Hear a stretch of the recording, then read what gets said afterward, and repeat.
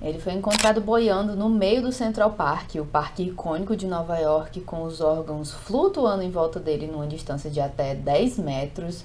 Ou seja, ele estava flutuando aqui e a 10 metros dele estava o final do intestino dele, sabe?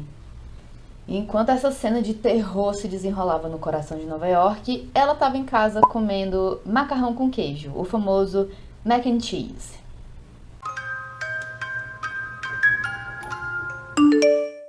Oi, gente, eu sou a Rebeca, seja muito bem-vindo ou bem-vindo de volta ao Atrás da Fita. Como é que você tá hoje, meu anjo? Espero que esteja muito bem. Se você quiser ajudar o canal a crescer e melhorar cada vez mais, já deixa o seu like antes que você esqueça. E se você quiser e puder contribuir com algum valor, a minha chave de Pix é atrásdafita@gmail.com. E sem mais enrolação, vamos pro caso de hoje.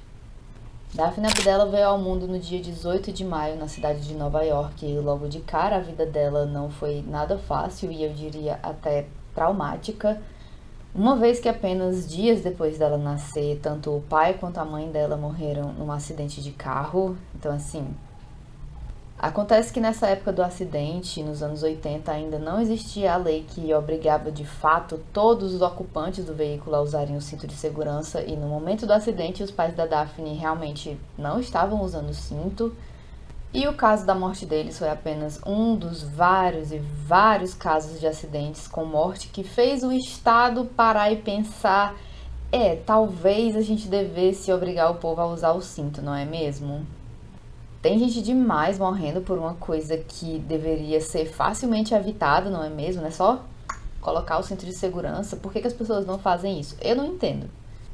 Mas principalmente para Daphne, o que esse acidente significou foi que com apenas poucos dias de vida, ela passou a ser considerada a responsabilidade do Estado. E ela acabou sendo adotada por uma família muito, muito rica. O tipo assim que você imagina morando naquelas mansões que você vê em filmes, sabe? Puxa vida, né? Que sorte! Pouquíssimas crianças adotadas têm um privilégio desse, não é mesmo?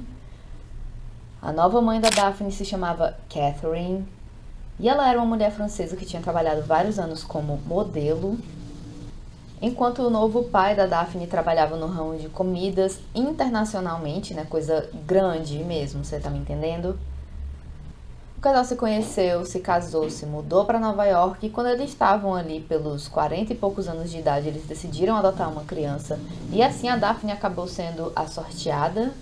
Ela se muda para esse endereço que ficava na 115 Central Park Leste, um prédio que tinha uma vista privilegiada do Central Park, um dos metros quadrados mais caros de Nova York, que já é uma cidade bem cara, ok?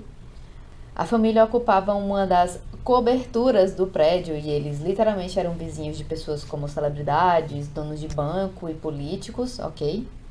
Os vizinhos que lembravam de ter visto a Daphne descreveram ela como uma menina tranquila, a família, olhando de fora, parecia estável e feliz. Ela sempre era vista pelo prédio usando os vestidos floridos que ela parecia gostar tanto. Os pais da Daphne resolveram colocar ela desde cedo para fazer aulas de tênis. Óbvio que eles colocaram ela numa das escolas mais top e caras de Manhattan. Gente, assim, quem aí já assistiu Gossip Girl? Até aqui, esse caso tá me lembrando super uma vibe Gossip Girl, sabe? E com esse berço de ouro que foi oferecido pra Daphne como uma segunda chance, eu acho que você esperaria quase que ela fizesse qualquer coisa da vida, sabe? Ela podia abrir uma loja, virar socialite, qualquer coisa. Menos as decisões brutais que ela eventualmente acabou tomando.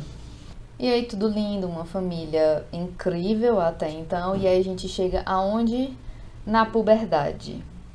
Mas acontece que em vez de tentar se descobrir com algum hobby como fazer uma dança ou algum esporte, o passatempo preferido da Daphne era aprontar.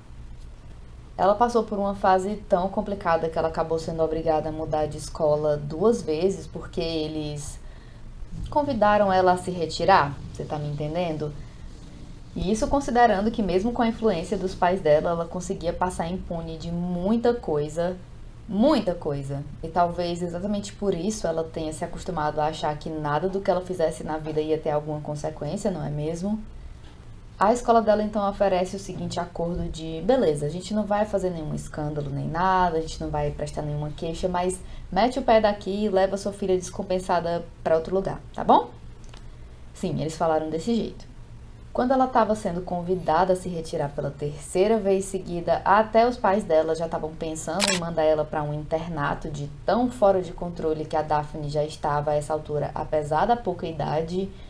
Mas aí também, né, pelo que eu tô vendo, parece que eles ficam passando a mão na cabeça dela em vez de educar a filha, e parece que isso é muito coisa de rico, do tipo, ah, a gente não pode manchar a nossa imagem, então o nosso tesouro, a nossa preciosidade não pode ser mandado pro castigo.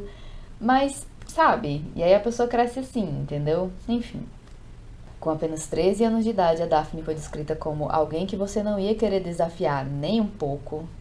Foi dito que você podia chegar nela perguntando um simples "E aí, Daphne, tudo bom?" E ela automaticamente ficava com aquela energia meio que "Qual é? Qual é a tua, meu irmão? Tá me desafiando, né? Qual é?" Sabe?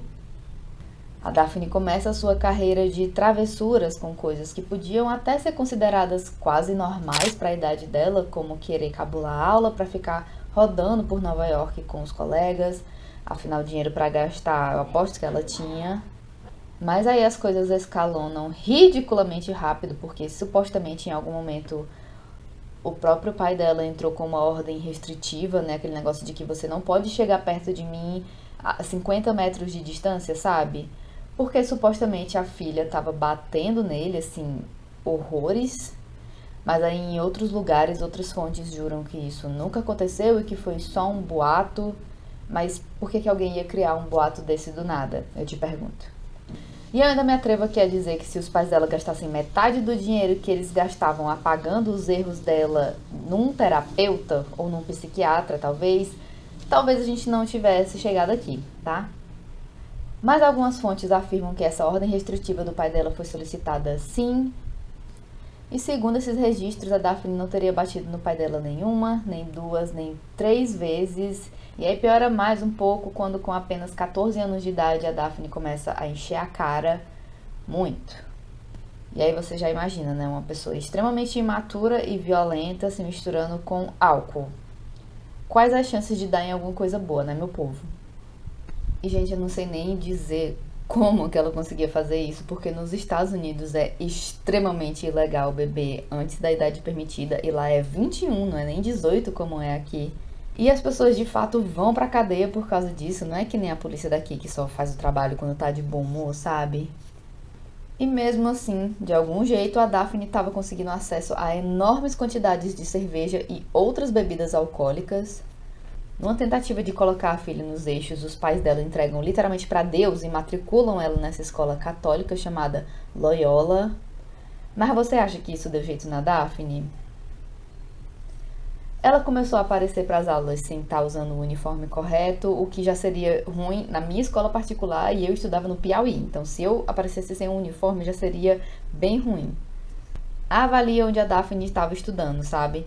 Ela começou a aparecer para as aulas de ressaca ou completamente bêbada às 10 horas da manhã. Especialistas afirmam que o consumo de substâncias desde uma idade tão jovem pode alterar significativamente a química do cérebro da pessoa, mas particularmente o que eu me pergunto era o que raio estava acontecendo na vida da Daphne para ela, tão jovem, precisar se anestesiar nesse nível, sabe? E não, eu não tô justificando nada, eu tô apenas tentando entender, porque quando a gente fala de uma situação extrema, tem muitas coisas que são fatores, sabe?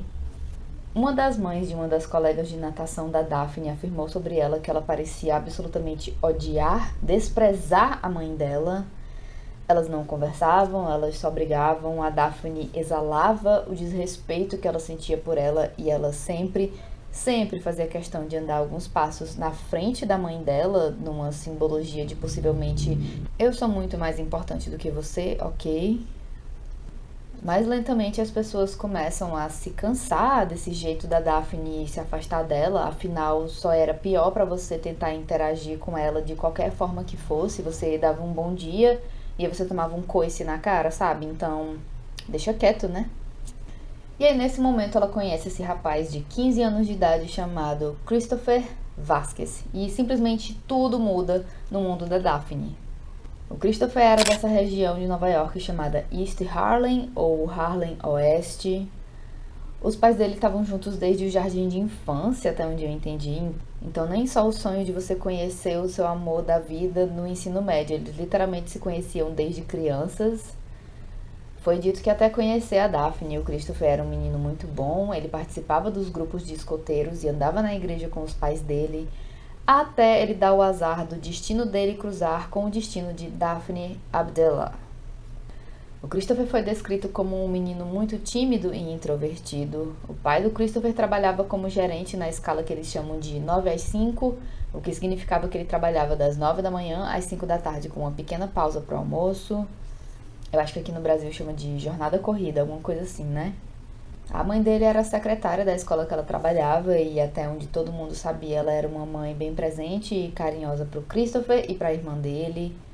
Os vizinhos se recordam de ver a família andando na região do Central Park de mãos dadas e até então tudo parecia lindo, uma família tranquila, um casal que tinha se conhecido na infância e passou o resto da vida juntos, certo? Até que, depois de 20 anos de casamento, por algum motivo, os pais do Christopher resolveram se divorciar. O Christopher, de forma compreensível, ficou muito abalado com toda essa mudança repentina na vida dele. Na época ele tinha apenas 9 anos de idade e eu imagino que um evento assim deve sentir como se alguém tivesse acabado de puxar o tapete debaixo dos seus pés, sabe? Um dia, quando o Christopher estava assistindo uma aula da terceira série, ele simplesmente levantou da carteira dele e foi embora. Ok. Depois desse evento, os pais dele resolveram fazer ele se consultar com um psiquiatra infantil e ele foi identificado com um quadro leve de agorafobia, que é o transtorno caracterizado pela aversão a lugares públicos e situações sociais. E com apenas 9 anos de idade, o médico receita Zoloft e Lorazepam para ele por anos. Até o fatídico dia que o Christopher deu o maior azar da vida dele e cruzou caminho com a Daphne. Eles se gostaram logo de cara, talvez até pela conexão dos dois serem considerados os esquisitos de cada círculo social, sabe? Talvez. Talvez pelos hormônios da idade e o poder do tal do primeiro amor, talvez. Mas uma coisa que certamente uniu os pombinhos apaixonados foi andar de patins. Os dois amavam deslizar por aí e de fato eles passaram horas andando de patins juntos no Central Park. Até aí tudo bem, tudo lindo, podia ser literalmente a história de um filme da Sessão da Tarde se parasse até aqui. Mais ou menos. E quando o Christopher e a Daphne se conheceram, os dois estavam por volta dos 15 anos de idade e exatamente no dia 22 de maio, uma quinta-feira, eles começaram a namorar oficialmente. Eles formalizam o acordo do relacionamento indo dar uma volta de patins juntos. Mas aí é exatamente nesse momento que tudo vai para as cucuias de vez, porque a má influência da Daphne convence o Christopher a encher a cara com ela e fumar substâncias ilícitas. Sério, 15 anos. Como que essa menina conseguia esse tanto de bebida? Meu Deus do céu. E eu digo isso porque com apenas 14 anos de idade os pais dela já tinham colocado a Daphne nos Alcoólicos Anônimos, tá? E não, nem assim ela tomou um susto na vida e acordou para a gravidade da situação dela, não, ela tava de boa. Enquanto ela tava no parque procurando lugar para beber com o Christopher, eles passaram por esse grupo de caras mais velhos que também estavam enchendo a cara no meio do Central Park. E até eles ficam meio, menino, tu não devia estar bebendo um mingau ao invés disso aí não, hein? Pronto, bastou isso pra Daphne ficar puta, maluca, pistola da vida. E ela responde pra eles alguma coisa do tipo, eu não sou uma criancinha não, cuida da tua vida, maluco. O moço que ela mais implicou especificamente se chamava Michael McMorrow. E ele era uma figura até bastante conhecida para quem andava em Manhattan. Ele e os amigos costumavam frequentar vários bares, os bares mais populares da região, né, onde estava bombando, o Michael estava lá. E até aí tudo bem. Ele trabalhava como corretor de imóveis, ele tinha um bom salário e tinha 44 anos de idade. O Michael ainda ajudava financeiramente a mãe e a irmã que também moravam em Nova York. E eu não vou nem tentar imaginar o que passou pela cabeça dele quando ele viu esses dois jovens de 15 anos enchendo a cara e fumando no meio do Central Park. E olha que a gente tá falando de Nova York nos anos 90, tá? E se pá, talvez essas duas crianças chamaram a atenção do Michael justamente porque ele lembrou que ele já tinha visto a Daphne antes e sabe onde? Chuta, eu duvido você acertar. Numa reunião dos Alcoólicos Anônimos. Uhum. Aparentemente, segundo a Daphne, pouco tempo depois de uma das reuniões, ela teria perguntado para o Michael se ele tinha algum contato de vendedor de substâncias ilícitas, se é que você me entende. E eu não sei o que o Michael estava pensando, mas segundo a Daphne, na ocasião ele supostamente teria arranjado algumas sedas, bebidas alcoólicas e LSD. LSD, gente, socorro, Deus. Segundo a Daphne, ela ingeriu a substância imediatamente e quando ela começou a se sentir fora de controle, ela foi embora do Central Park. Mas nesse dia em particular, 22 de maio, o Michael parecia quase fascinado por esses dois adolescentes rebeldes e foi dito que eles ficaram ali no parque rolezando juntos, os três, e conversando por algum tempo. Em algumas fontes de notícia foi dito que a Daphne e o Christopher tinham tirado a roupa em algum momento para nadar, e aí fica meio confuso se o Michael nesse momento estava junto com eles ou não. Ok. E aí eu sei que aparentemente eles ficaram fora de casa até bem tarde, porque já era o dia 23 e esses dois adolescentes ainda estavam fora de casa. Mas aí até o pai da Daphne começou a ficar preocupado, porque ela já tinha um toque de recolher bem tarde para alguém da idade dela. Afinal, nem o Satanás conseguia controlar o diabo dessa menina, imagina os pais dela. Mas nesse dia em particular ela se atrasou muito para voltar para casa e ele resolveu chamar a polícia para pedir ajuda para encontrar a filha. Os policiais começam a procurar na região e eles perguntam pro porteiro do prédio deles se eles tinham visto a Daphne passando por ali naquela noite. E na verdade ele tinha visto sim. E nesse momento ele informa para os policiais que ela estava por ali, numa das áreas comuns do prédio, o que até onde eu entendi era meio que uma área de serviço ou uma lavanderia. E quando os policiais vão investigar, de fato eles encontram a Daphne e o Christopher nesse meio que lavabo, se lavando da cabeça aos pés numa banheira que tinha ali. E tipo assim, primeiramente eles vão lá, na verdade, pra conferir se a Daphne estava bem, afinal o pai dela, uma hora dessa, estava ligando pra polícia morrendo de preocupação. Mas aí nesse momento os policiais batem o olho na pia ali perto e eles veem uma substância que parece muito sangue. E aí quando eles questionam ali, isso é sangue? A Daphne imediatamente começa a surtar e ela responde meio que, não interessa. Eu caí de patins, foi só isso, foi só um acidente de patins e a gente tava aqui se limpando pra não chegar em casa suja e os chatos dos meus pais não brigarem comigo, tá?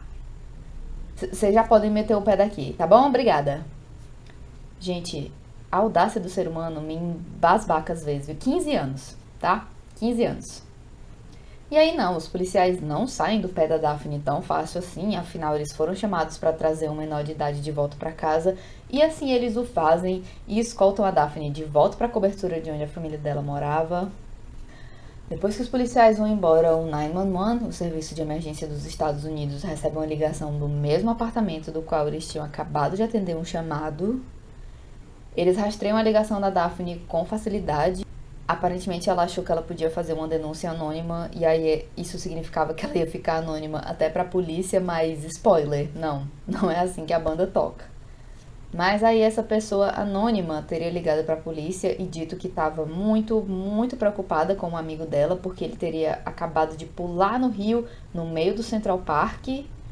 Ok.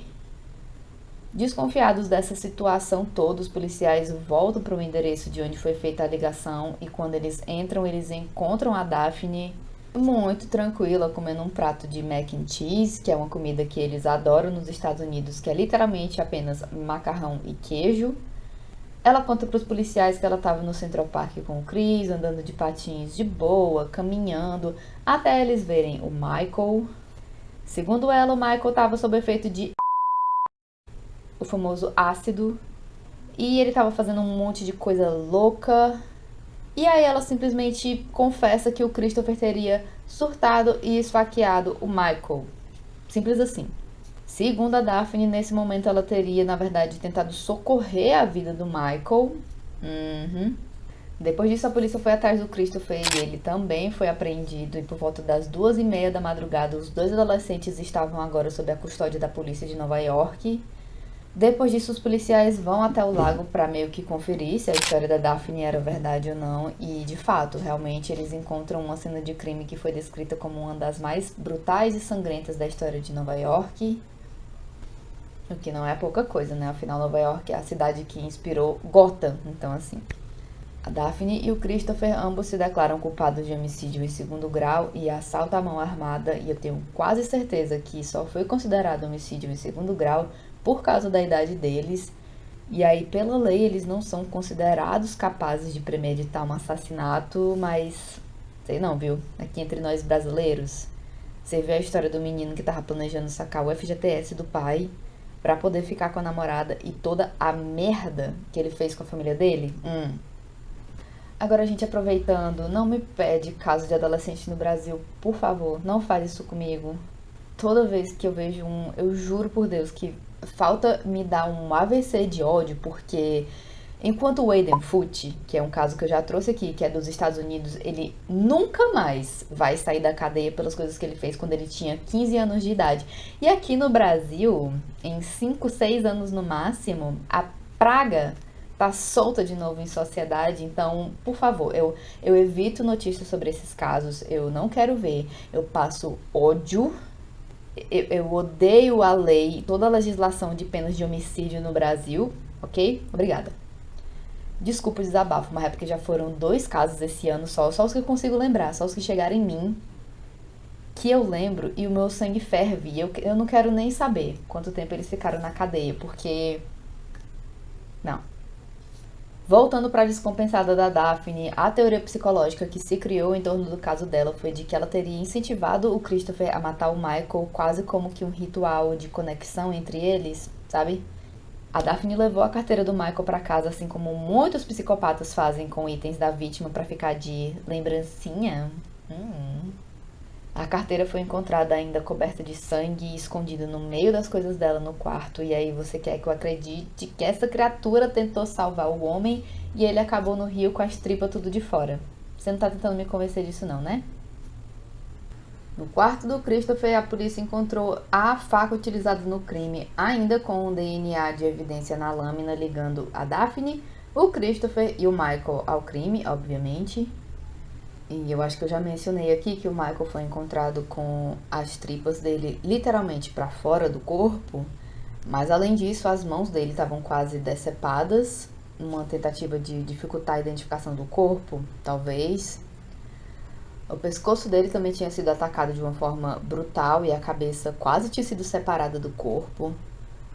O termo utilizado para descrever o estado do corpo do Michael foi eviscerado, que é definido por alguém ou um animal que teve os órgãos internos removidos, especialmente os do abdômen.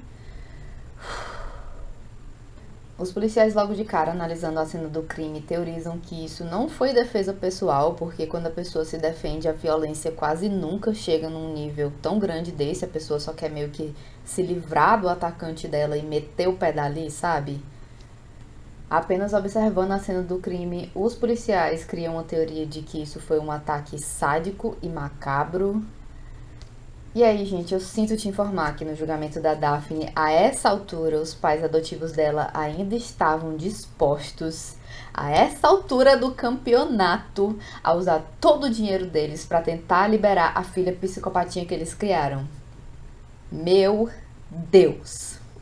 E enquanto isso, a família do Christopher não era nem de longe tão rica assim. Eles eram apenas pessoas que trabalhavam bastante para ter o que eles tinham.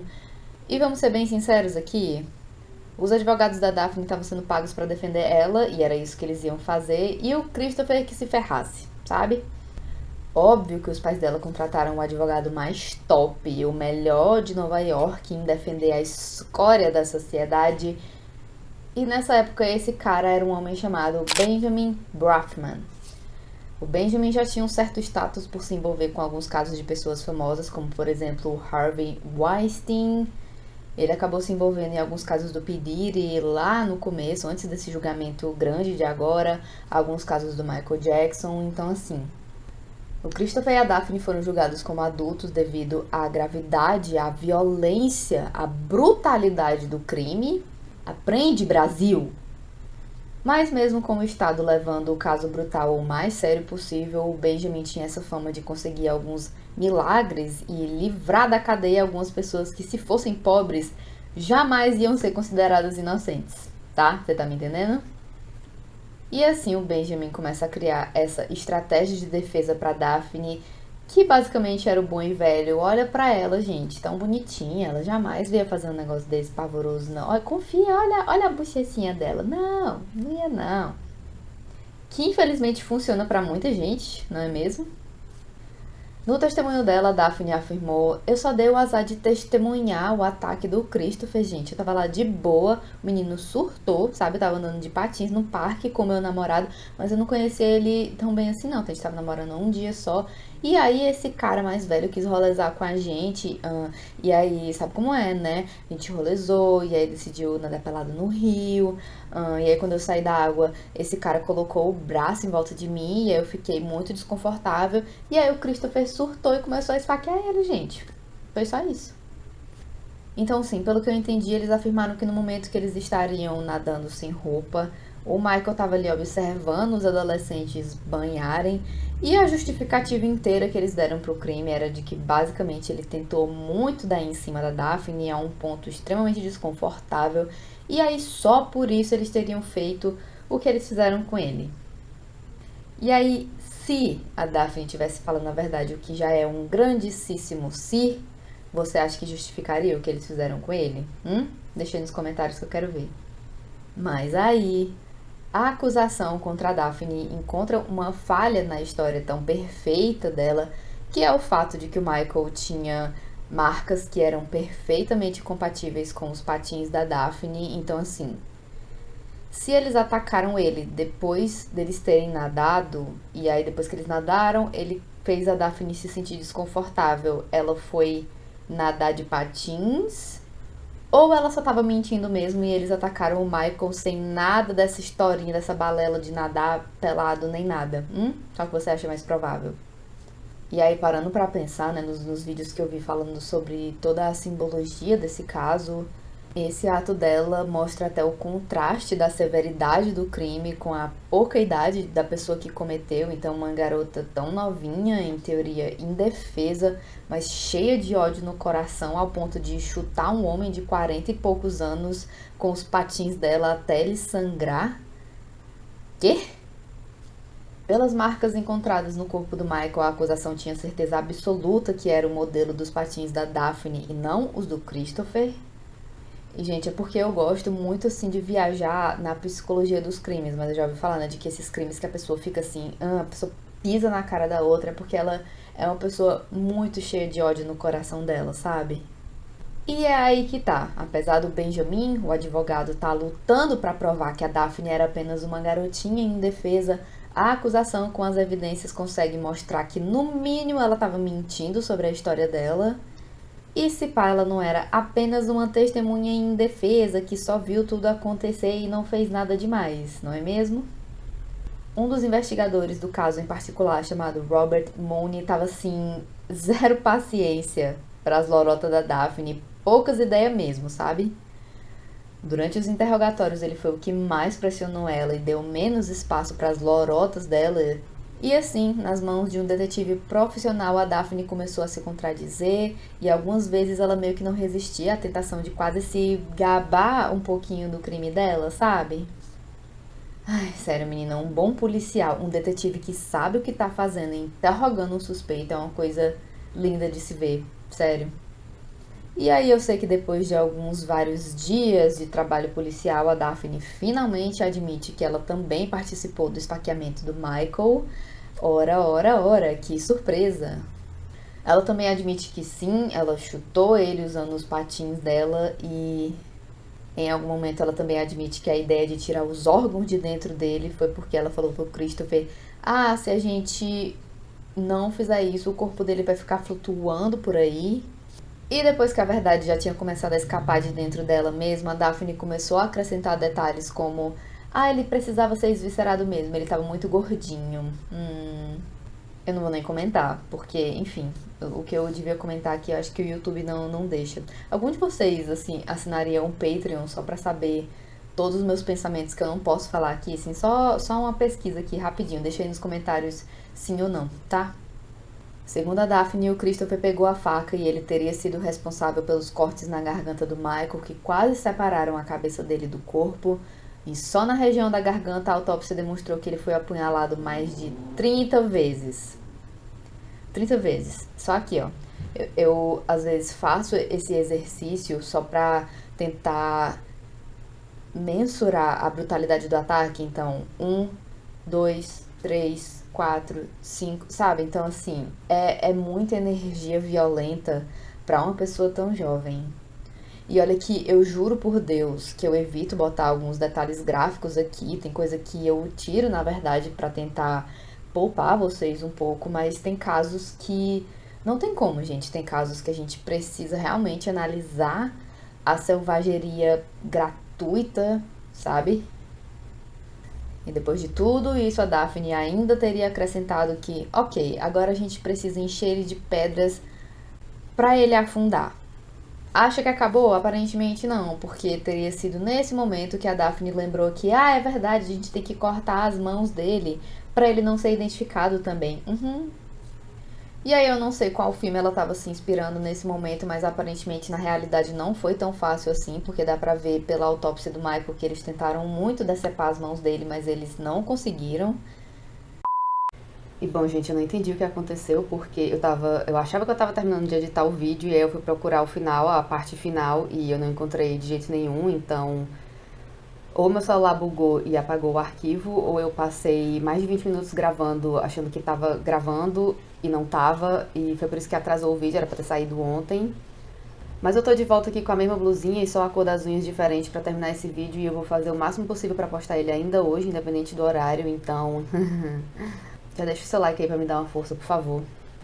Mas voltando pra descompensada da Daphne, segundo ela, também teria sido pelo motivo de tentar dificultar a identificação do corpo do Michael, que ela teria pego a carteira dele e não pra manter que nem um souvenir, mas eu particularmente não acredito. Eu particularmente acredito que ela é uma fucking psicopata mesmo e ela queria uma lembrancinha do crime, sabe? Minha opinião. Durante o caso, foi dito que a Daphne, com todo o dinheiro e privilégio que ela tinha, parecia que quase podia escolher quando ela ia entrar e sair do escritório do advogado do distrito, quando ela bem entendia. Enquanto isso, tem gente jurando que dinheiro e privilégio não tem nada a ver com o veredito do caso do Diddy, mas enfim, eu queria muito viver nesse mundo cor-de-rosa, mas eu não consigo não me transportar pra lá, sabe? Enfim.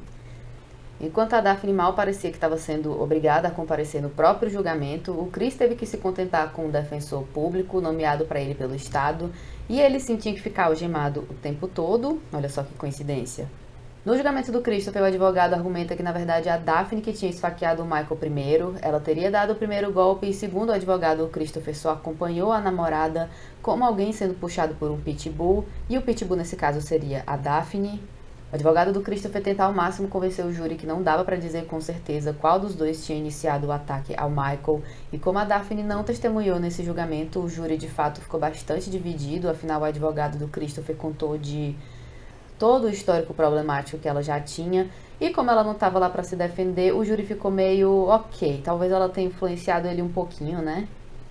Daphne Abdella acabou se declarando culpada de homicídio culposo em primeiro grau e todo o dinheiro que os pais dela gastaram com o advogado aparentemente valeu a pena, porque ela foi condenada entre 39 meses até 10 anos de prisão, o que para esse crime tão violento para os Estados Unidos eu achei bem pouco, tá? Mais do que qualquer adolescente aqui no Brasil, com certeza, mas para lá, bem pouco. O Christopher foi condenado pela mesma acusação e a sentença dos dois foi até bem parecida, e quando eles estavam por volta dos 20 anos de idade, ambos solicitam o direito à liberdade condicional e ambos têm os pedidos negados, graças a Deus.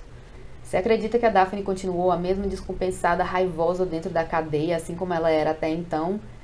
E o juiz olhou o relatório do comportamento dela na prisão e falou assim, fia, não. No relatório dela, algum dos guardas responsáveis teria escrito as palavras total descaso pela vida humana. Alguns anos depois, em 2007, ambos, o Christopher e a Daphne, tinham 27 anos de idade. Eles foram liberados de volta para a sociedade, infelizmente. E eles tinham algumas condições, como, por exemplo, nunca mais poder entrar em contato um com o outro na vida. E até onde se sabe, eles cumpriram essa ordem. E alguns dias depois, a Daphne resolveu ir na cena do crime e deixar um buquê de flores pro Michael. E junto ela deixou um bilhete que dizia: descanse em paz, eu tentei salvar você. Me desculpa por ter falhado. Me desculpa pela dor que eu causei em você e na sua família. Tracinho D. Sério, gente. Sério. O Christopher voltou a morar no East Harlem e quando ele chegou no apartamento do pai dele, tinha até alguns repórteres ali na calçada querendo registrar o momento e entrevistar ele. E o pai do Christopher ficou muito bravo com tudo isso, chegando até a dar um soco na cara de um dos repórteres e dizendo meio que: sai da frente, vai, sai, deixa minha família em paz. O meu filho já pagou o que tinha que pagar, deixa a gente em paz. Enquanto isso, a Daphne parecia cada vez mais um caso perdido mesmo, mais ainda, porque no trajeto dela para a casa de reabilitação, né, então, ela tinha sido liberada da prisão fazia alguns dias e, pelo que eu entendi, eu não sei se é porque ela era menor de idade quando ela foi condenada ou se todos os presos eles fazem isso, mas eles mandaram ela para essa casa de reabilitação, onde ela tinha que passar um tempo antes de voltar para a sociedade, foi o que eu entendi, pelo menos. Ou seja, ela não tinha saído da cadeia fazia acho que nem uma semana direito e ela já estava atacando outro ser humano. O que obviamente vai diretamente contra as regras que ela tem que seguir quando tá em liberdade condicional, né? Óbvio. E simples assim, a Daphne foi mandada pra cadeia de novo. Gente do céu, mas esses pais adotaram ela pra falhar com ela na vida, né? Porque misericórdia. Dinheiro não é tudo mesmo, né, meu povo? Claro que se eu pudesse escolher, eu preferia estar reclamando da vida sendo rica, óbvio, mas, sabe, olha isso aqui. Dessa vez a Daphne passou mais 9 anos na cadeia e, pelo que eu entendi, ela nem foi sentenciada a isso logo de cara, mas ela fazia tanta bosta dentro da prisão que a pena dela foi aumentando e aumentando e aumentando, sabe? Atualmente o Christopher e a Daphne ambos têm 43 anos de idade e, pro meu desgosto, os dois estão em liberdade. Mas pelo menos o Christopher parece que tomou um jeito na vida e parou de se meter em problemas, até onde se sabe. Na cadeia ele participou de um projeto para se manter sóbrio, ele se formou em mecânica e saiu da cadeia já com uma nova profissão, pronto para viver o resto da vida aparentemente em paz. Em abril de 2024, a revista Sun tentou entrevistar os dois e a afirmação do Chris teria sido: eu só quero viver a minha vida e deixar o passado ficar no passado. Enquanto isso, a Daphne tinha sofrido um acidente de carro em 2009 e aparentemente, supostamente, esse acidente causou muito sofrimento psicológico e físico nela, que a partir de então se viu obrigada a andar usando uma bengala. E acredite você ou não, a Daphne é até hoje uma pessoa extremamente desagradável e ela se descreve como cheia de raiva e angústia. Terapia, gata. Como é que você tem dinheiro pra tanta coisa, sabe? Se pá, um analista ia fazer bem pra você, viu? De coração. De coração mesmo. A Aldesan, ela se recusa a fazer uma declaração como o Christopher tinha feito, então eles só tiram as fotos dela e vão embora. E é isso, né? Essa foi a história de como o Michael acabou tendo um destino que, na minha opinião, ele não passou nem perto de merecer. Ele parecia ser um cara trabalhador, ele ajudava a mãe e a irmã. Ele provavelmente tinha os seus defeitos e lutava contra o vício em bebida. Sim, mas se isso fosse motivo pra matar as pessoas, gente, acaba com metade do Brasil logo? Não, né? Pelo amor de Deus. Em um dos documentários sobre o caso, a sobrinha do Michael fala sobre como o tio era uma pessoa maravilhosa e como ela sente muito a falta dele até hoje. E aparentemente o maior azar dele, o maior erro que ele cometeu foi só o de estar no Central Park ao mesmo tempo que duas crianças inocentes andando de patins. O caso ficou conhecido na mídia como os açougueiros da carinha de bebê ou os açougueiros do Central Park. Esse caso me lembra uma câmera policial que eu já vi, especificamente porque era sobre uma menina menor de idade, não lembro se ela tinha 14 ou 15 anos, mas as professoras perceberam que ela tava bebaça na aula. E quando chega a mãe, gente, aquela coisa assim, sabe? A energia da pessoa que você fica, você é assim o tempo todo, tô começando a entender umas coisas, sabe? Ok, ninguém conhece a pessoa vendo assim, ela conversar com um policial 5 minutos, mas se até com a polícia a pessoa é desrespeitosa, a pessoa grita, a pessoa fala um monte de besteira, imagina o que ela não faz com os filhos em casa todo santo dia, sabe? Enfim, agora com o caso do menino que matou os pais, não, gente, ele assistiu John Wick, pronto. Achamos o culpado, a pessoa virou psicopata porque passou tempo demais vendo o Keanu Reeves. Não, fala sério, né? Desde o tempo da família Perseguini, com o negócio lá do menino jogar Assassin's Creed, a mídia manda essa e eu fico: vocês estão de sacanagem comigo ou vocês realmente acham que assistir um filme ou jogar um jogo pega uma pessoa 100% normal e transforma ela num psicopata? Mas enfim, gente, acho que eu já tô chateada mesmo, porque o vídeo quase não sai. Se você sobreviveu a esse vídeo em particular, muito obrigada, tá? Eu que agradeço você dessa vez. Muito obrigada. Muito obrigada. Desculpa o desabafo, gente. Eu tento nem pistolar muito todos os vídeos, mas tem alguns, assim, tem alguns casos em particular que me pega. Hum. Aí, aproveitando, vocês viram o update do caso dos 4 de Idaho, que o Bryan Kohberger finalmente, depois de anos já, quase 3 anos dos assassinatos, ele jurando que ele era inocente, e aí finalmente ele resolveu se declarar culpado pra tirar a possibilidade da pena de morte ali. Uau, tô chocada, Bryan Kohberger, tô passada, assim, viu? Enfim, até a próxima, você se cuida, se hidrata, se inscreve no canal, ativa as notificações para o YouTube te avisar quando tiver vídeo novo, e eu vejo você na próxima. Tchau!